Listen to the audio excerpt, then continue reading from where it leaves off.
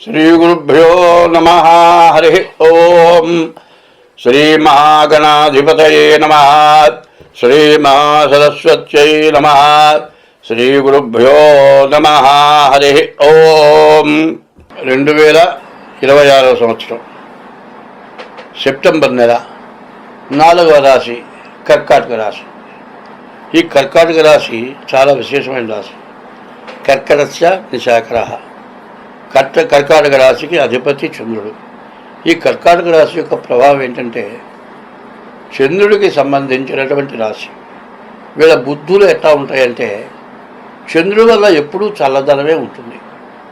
మంచి పౌర్ణమి రోజు వెన్నెల ఎట్లా ఉంటుందంటే ఎటువంటి వ్యాధులు ఉన్న వాళ్ళైనా సరే పౌర్ణమి చంద్రుడు పూర్ణ చంద్రుడు వచ్చిన రోజున రాత్రల్లా కూడా ఆ బయట కూర్చుండేటట్టయితే ఆ టైంలో ఆవు పాలు మూత లేకుండా చంద్ర కిరణాలు పడేట్టుగా పెట్టుకొని ఆ పాలు తాగితే కూడా రోగాలు పోతాయండి. అందువల్ల రామచంద్రమూర్తి పునర్వసు నక్షత్రం 4వ పాదం కర్కాటక రాశిలో రామచంద్రమూర్తి పుట్టాడు. ఈ రామచంద్రమూర్తి కూడా పేరు ఎట్లా వచ్చిందంటే నారాయణ అనే 4 అక్షరాల్లో 2వ అక్షరం సా, నమశివాయ అనే 4 అక్షరాల్లో మా, ఈ 2 కలిసి రామ. శివుడి పేరు విష్ణుమూర్తి పేరు 2 కలిసి రామ అనేటువంటి పేరు పెట్టారు. అచ్చగా విష్ణుమూర్తి శక్తి కాదు, ఈశ్వరుడి శక్తి కాదు, ఈ 2 కలిసినటువంటి శక్తి విపరీతమైన శక్తి. ఎట్లాంటి శక్తి అంటే ఒక కర్ర అయితే కట్టిన ఎగదీస్తావు, 2 కర్రలు కలిపి తీరంటే తీస్తారా? 3 కర్రలు కలిపి ఎగదీస్తారా? ఎందుకంటే ఈ రామ అనేటువంటి పేరు ఋష్యాదులంతా కలిసి ముందు వచ్చేటువంటి రాక్షస సంహారం కోసం దుష్టజన శిక్షణ, శిష్టజన రక్షణ, మరి దైవ భక్తులైనటువంటి వాళ్ళకి రక్షణ, ఇటువంటివన్నీ ఉండటం కోసమని ఈ రామ అనేటువంటి పేరుతో శ్రీ మహావిష్ణువు త్రేతాయుగంలో అవతరించారు. ఆయన అవతరించిన రాశి కర్కాటక రాశి. ఈ కర్కాటక రాశి అంత విశేషమైన రాశి. అయితే మనిషిగా పుట్టిన వాళ్ళు ఒకటే పోలికతో 7 ఉన్నారు. ఎందుకంటే ఈ కర్కాటక రాశి వాళ్ళకి 7 జన్మలు ఉన్నాయి ఖచ్చితంగా. ఈ 7 జన్మలు ఎట్లాంటివంటే ఒక జన్మకి విశిష్టమైన గొప్ప శక్తి కలిగి పుడతారు. ఈ కర్కాటక రాశి వాళ్ళకి మంచి జ్ఞానం ఉంటుంది. ఎవరు అపకారం చేసినా తిరిగి అపకారం చేసేటువంటి లక్షణం ఉండదు. ఒకటే చెబుతున్నా, మనల్ని ఒకరికి దెబ్బ కొట్టాడనుకోండి, వాడి కర్మ వాడు అనుభవిస్తాడు అన్నదానికి మనం ఇంకా 2 దెబ్బలు కొట్టామనుకోండి, వాడికి మనకి ఏమైనా తేడా ఉందా? తేడా ఏం లేదు. అట్లాగే రామచంద్రమూర్తి ఎట్లాంటి వాడంటే దుర్మార్గులకి 1-4 సార్లు చెబుతాడు, అయ్యా ఇది తప్పు చెయ్యొద్దు, దీనివల్ల ఇబ్బంది పడతావు అని చెబుతాడు. 4 సార్లు చెప్పిన తర్వాత కూడా వాడు వినకపోతే నువ్వు శిక్షింపబడతావని చెబుతాడు. నీకు దగ్గరకు వచ్చిన రోజులు జాగ్రత్త పడమని చెబుతాడు. ఎవరైతే వినక చేతులారా చేసుకుంటారో వాళ్ళని రామచంద్రమూర్తి శిక్షిస్తాడు. కాబట్టి అటువంటి గొప్ప రాశి కర్కాటక రాశి. ఈ కర్కాటక రాశికి వచ్చేప్పటికల్లా 12ంట కుజుడున్నాడు, అనారోగ్య సమస్యలు. అష్టమ రాహు ఉన్నాడు, ద్వితీయంలో రవి కేతువులు ఉన్నారు. మరి ఈ రాశికి చెప్పాలి అంటే శుక్రుడు ఒక్కడు తప్పితే ఏ గ్రహం కూడా బాగాలేదు. దాదాపుగా ఈ రాశి వాళ్ళకి కర్కాటక రాశిలో గురువు ఉండటం చాలా విశేషం. ఈ గురువు వల్ల చాలా మంచి జరగడానికి అవకాశం ఉంది. కానీ ఈ రాశి వాళ్ళకి చెప్పాలి అంటే సుఖం కంటే కష్టాలు ఎక్కువ, కష్టం కంటే బాధలు ఎక్కువ. కష్టం అంటే కాలుదారి పడితే విరిగితే 2 రోజుల్లో పోతుంది. పడి విరిగిందంటే ఇంకో మనిషి పట్టుకొని లేవదీయాలి, ఆపరేషన్ చేయాలి. ఇట్లాంటి సమస్యలు అట్టా పెద్ద పెద్ద సమస్యలు రాకుండా ఉండాలి అంటే ఈ కర్కాటక రాశికి కొంచెం కష్టదశ ఎక్కువగా కనబడుతుంది. అయినా వీళ్ళు దైవ బల శక్తి సంపన్నులు. జన్మాంతరంలో చేసుకున్న పుణ్యం చేత, జన్మాంతరంలో ఉన్నటువంటి దైవ బలం చేత, ఈ జన్మలో ఉన్న దైవ బలం చేత ఎటువంటి సమస్య నుండినైనా సరే బయట పడగలిగినటువంటి వాడు. ఈ రాశి చాలా విశేషమైన రాశి. కర్కటస్య నిశాకరః. ఈ కర్కాటక రాశి చాలా విశేషమైన రాశి. ఈ రాశి వాళ్ళకి అన్ని సమస్యలు పోవటానికి అవకాశం ఉంది. వివాహం కావటానికి కూడా మంచి అవకాశం కనబడుతుంది. ఈ రాశి వాళ్ళు చెప్పింది బాగా ఆలోచించి డేట్ ఆఫ్ బర్త్ ద్వారా తప్పనిసరిగా మీ జాతకం చూపించుకుంటే ఎంతైనా మంచిది. ఎందుకంటే ఈ సంవత్సరం మరి పరాభవనామ సంవత్సరం. పరాభవ అనే అర్థం తెలుసు కదా అందరికీ, పరాభవింపబడటం. మరి మెప్పు పొందితే అది ఎంతోసేపు ఉండదు. పరాభవిస్తే అరే వాడిని ఇట్ట అన్నారా, ఇట్ట కొట్టారా, వీళ్ళు దొంగతనం చేశారా, ఒక్కడు చూస్తే 100 మందికి చెబుతారు. బయట తలకాయ ఎత్తుకొని తిరగటానికి వీళ్ళని పరిస్థితులు వస్తాయి. ఇటువంటి పరిస్థితులు రాకుండా ఉండాలంటే మీ ఇష్ట దైవాన్ని పూజించడం, మీ డేట్ ఆఫ్ బర్త్ ద్వారా మీ జాతకం చూపించుకోవటం ఇట్లా కనుక చేస్తే మీకు ఎటువంటి సమస్యలు లేకుండా మీరు బయటపడటానికి చాలా అవకాశం ఉంది.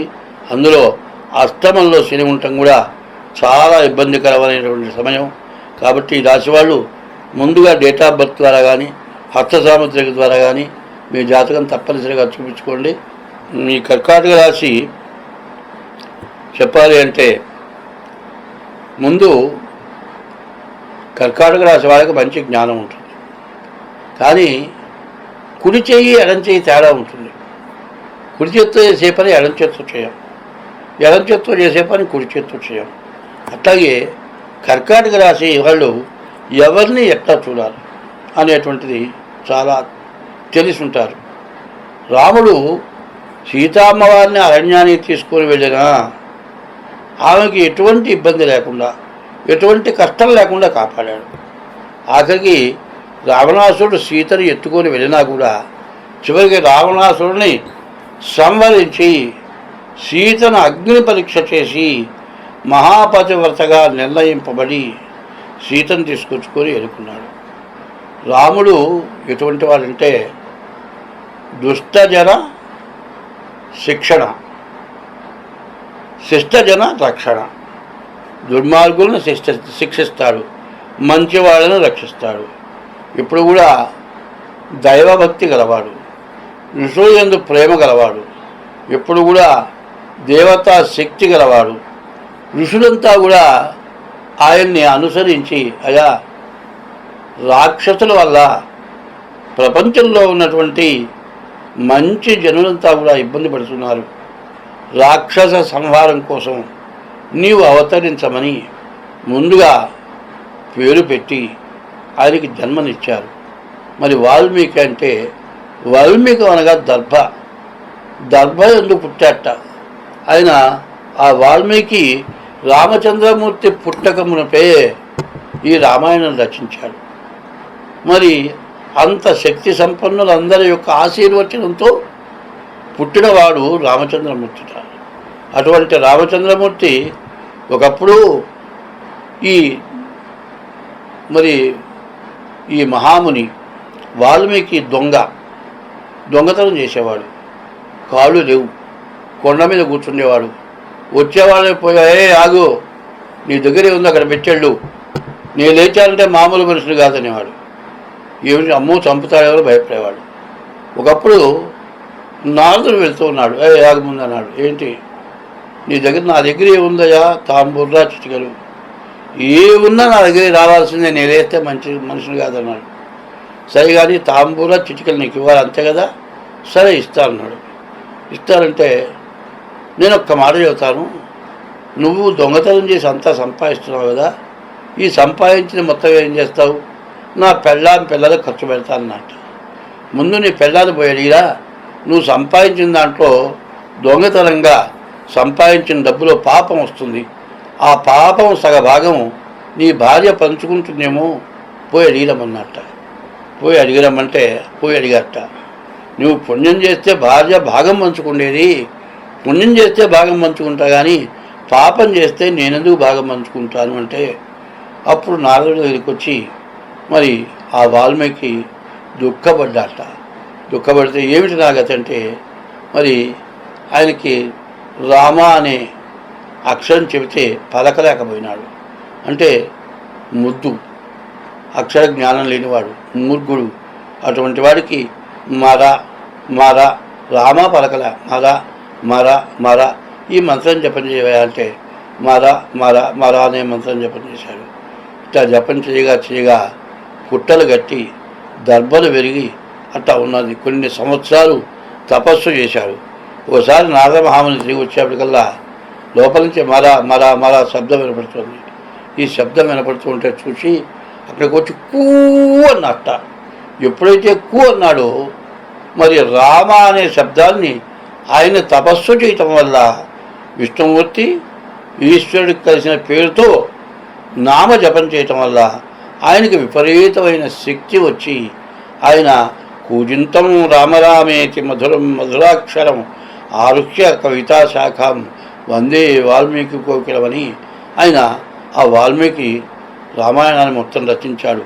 అటువంటి గొప్ప రాముడు పుట్టినటువంటి నక్షత్రం ఆ కర్కాటక రాశి పునర్వసు నక్షత్రం. కాబట్టి ఈ కర్కాటక రాశి వాళ్ళు చాలా శక్తి సంపన్నులు. టైము బాగాలేదు. ఈ రాశి వాళ్ళు ఏం చేయాలంటే డేట్ ఆఫ్ బర్త్ ద్వారా జాతకం చూపించుకోండి. అట్లా జాతకం చూపించుకున్న తర్వాత మీరు కావాలి అంటే మా ద్వారా మీ జాతకం డేట్ ఆఫ్ బర్త్ ద్వారా కానీ, డేట్ ఆఫ్ బర్త్ లేకపోతే హస్త సాముద్రిక ద్వారా కానీ మీ జాతకాలు నేను చెప్పగలుగుతాను. చెప్పాలంటే తగిన ఫీజు చెల్లించి మీరు మా చేత జాతకం చెప్పించుకోవచ్చు. మా నెంబరు, నా పేరు పంగులూరి లక్ష్మీనారాయణ సిద్ధాంతి.